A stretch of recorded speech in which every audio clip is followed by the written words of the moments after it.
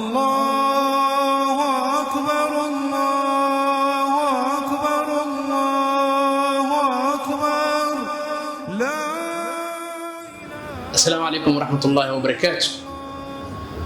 أنا جنرال زكريا يوسف حسين مدير شركة كافية تكنولوجي سنتر KTC.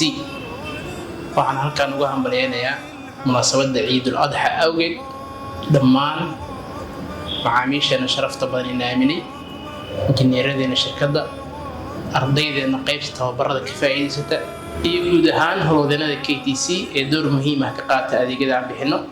waxaan leeyahay ciid mubaarak kullu caam wa antum bikhayr. ciidu ha idin noqoto mid khayr caafimaad iyo farxad iyo barwaaqo leh adinkii qoyskiinaba sanadkaas sanadkiisa waxaan rajeynayaa insha Allah guul ama santiin.